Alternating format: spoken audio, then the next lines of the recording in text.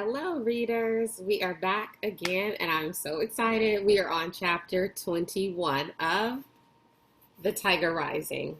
Let's get right into it. So get your listening ears ready, and let's begin. By the time they started walking back to the Kentucky Star, it was dusk. Sistine was not crying, but she wasn't talking either. Not even about letting the tiger go.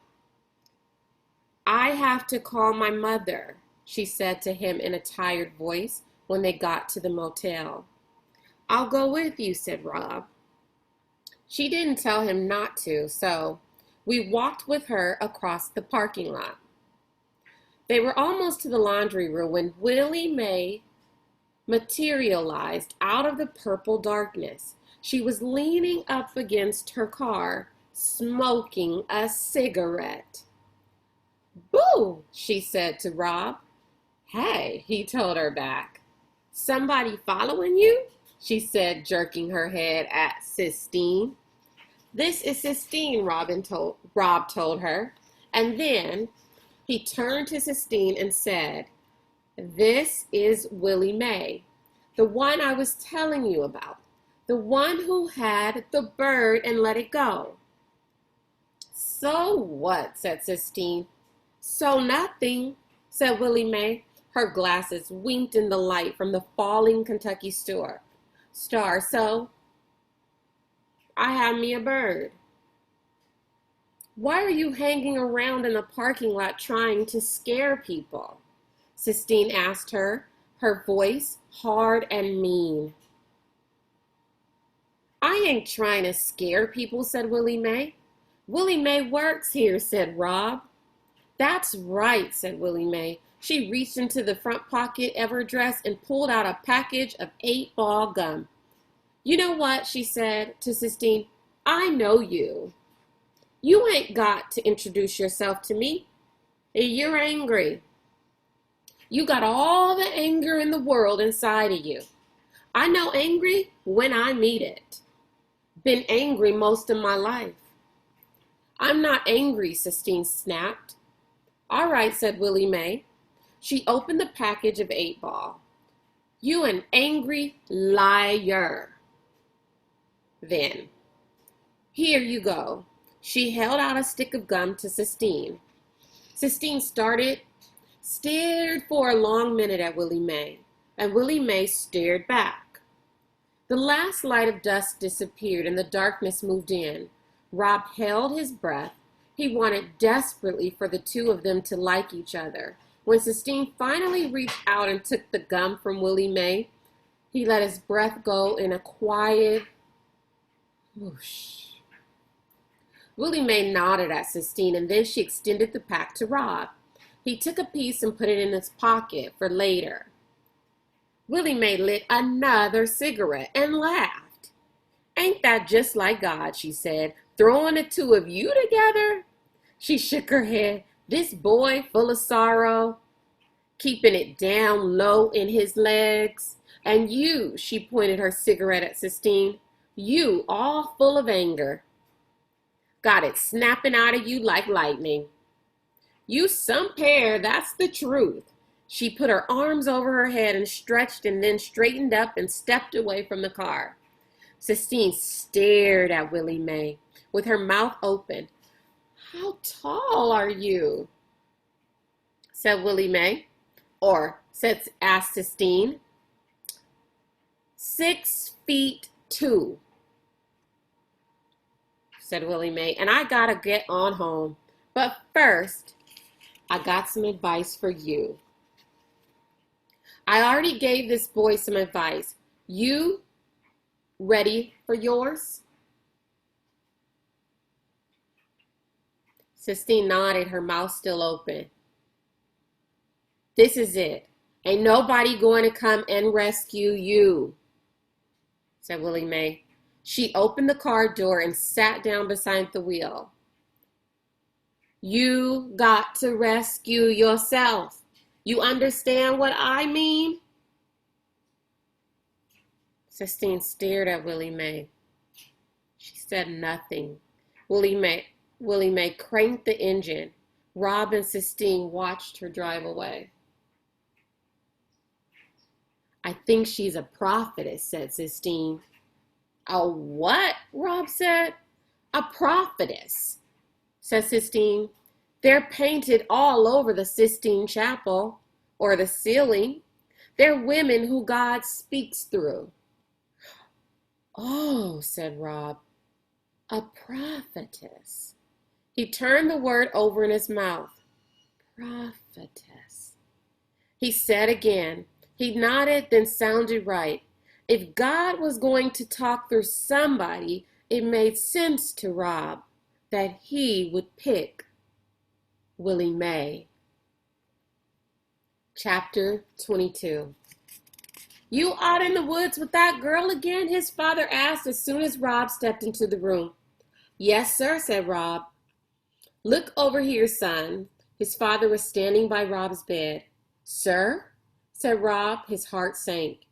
He knew what his father had found. The meat. He had hidden it under his bed until it was time to go and feed the tiger again. "Where'd this meat come from?" his father asked, pointing at the bloody brown bag. Without thinking, Rob said, "Beauchamp." "Beauchamp," his father repeated low and dark. "Beauchamp. He don't hardly pay me enough to get by, and now he's giving us his rotten meat. He thinks I ain't man enough to put meat on my own table." Rob wanted to say something, but then he thought of Beauchamp and held his tongue. "I ought to teach him a lesson," his father said. The cords in his neck stood out like twigs. He kicked the bag of meat. "I ought to," he said, "making me work for less than nothing, giving us rotten meat." He went and stood in front of the gun case. He didn't unlock it. He just stood and stared and cracked his knuckles. "Daddy," said Rob. But he couldn't think of anything to say after that. She would put her hand on his arm or say his soft name in a soft and reproachful voice, and that would be enough. But Rob didn't know how to do those things. He stood for a minute more, and then he walked over to his bed and grabbed a piece of wood and his knife. As he left the room, his father was still standing at the locked gun case, staring through the glass at the deer hunting rifle, as if he was trying to will the gun into his hands. Rob walked to the Kentucky Star sign. He sat down underneath it and leaned up against one of the cold, damp poles and started to work on the wood. But his head was too full of his father's anger and Sistine's tears. He couldn't concentrate.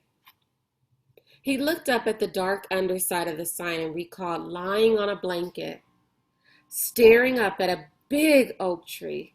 His mother had been on one side of him, and his father, asleep and snoring, had been on the other. He remembered that his mother had taken hold of his hand and pointed up at the sun shining through the leaves of the tree and said, "Look, Rob, I have never in my life seen a prettier color of green. Ain't it perfect?" "Yes, ma'am," he said, staring at the leaves. "It looks like the original green, the first one God ever thought up." His mother squeezed his hand hard. "That's right," she said. "The first one God ever thought up. The first ever green. You and me, we see the world the same." He concentrated on that green. He let it seep through a crack in his suitcase of not thoughts and fill up his head with color. He wondered if Willie Mae's cricket had been the same bright and original green. That's what he thought about as he carved. And so he wasn't surprised when he stopped and held the wood away from himself to see a wing and a beak and a tiny eye. It was Cricket, Willie Mae's Cricket, coming to life under the knife. He worked on the word for a long time until it looked so real that he half expected it to break into song. When he finally went back to the room, he found his father asleep in the recliner. The gun case was still locked and the bag of meat was gone. He wouldn't be able to feed the tiger in the morning. He would have to wait until Beauchamp brought him another package. Rob went and stood over his father and stared down at him. He looked at his heavy hands and the bald spot on his nodding head. He was memorizing him and trying at the same time to understand him, to make sense of him. Out of his anger and his quiet, comparing it to the way he used to sing and smile when his father jerked awake. "Hey," he said. "Hey," Rob said back. "What time is it?" "I ain't sure," said Rob. "Late, I guess." His father sighed.